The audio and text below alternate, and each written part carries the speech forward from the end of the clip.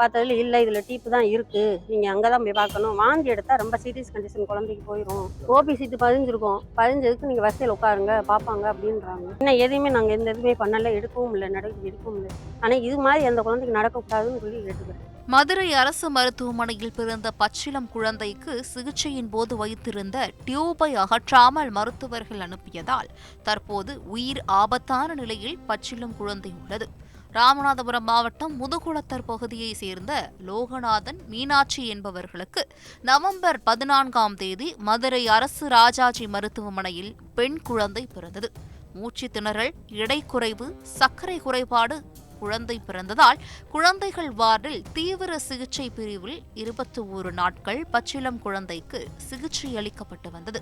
அதன்பின் மருத்துவமனையிலிருந்து டிஸ்சார்ஜ் ஆகி தங்களது சொந்த ஊரான முதுகுளத்திற்கு சென்றனர்.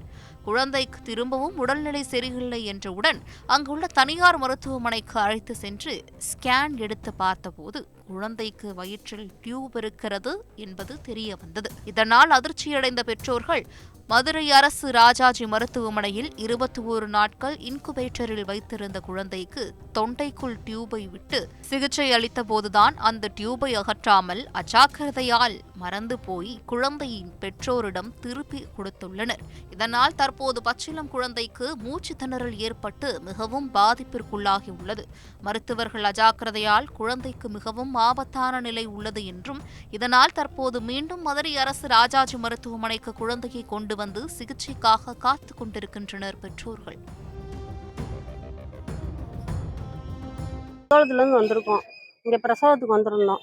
பிரசவத்துக்கு வந்து இப்போ குழந்தை வந்து 50 நாள் ஆகுது. 50 நாள் ஆகுது. இங்கே இப்போ வந்து முடியலைன்னு சொல்லி இப்போ குழந்தைக்கு வந்திருக்கோம். நாங்கள் வந்து தனியாரில் இங்கே முடியலைன்னு சொல்லி ஒரு வாரத்துக்கு முன்னாடி கொண்டு போனோம். சளி இருக்குன்னு சொல்லியிருந்தாங்க.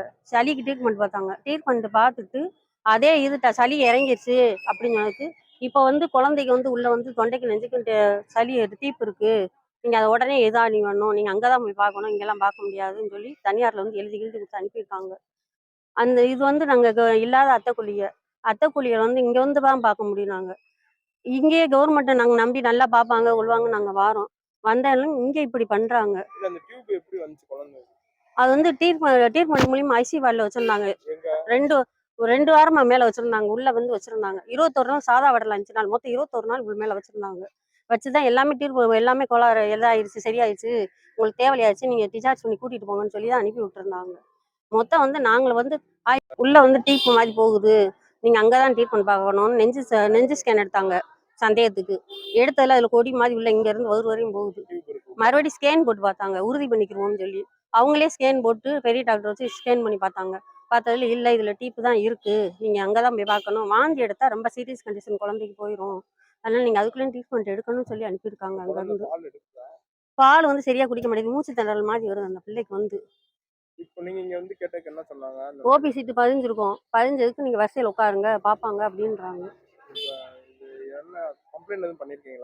இன்னும் எதையுமே நாங்கள் எந்த எதுவுமே பண்ணலை, எடுக்கவும் இல்லை, நடவடிக்கை எடுக்கவும் இல்லை. ஆனால் இது மாதிரி அந்த குழந்தைக்கு நடக்கக்கூடாதுன்னு சொல்லி கேட்டுக்கிறேன்.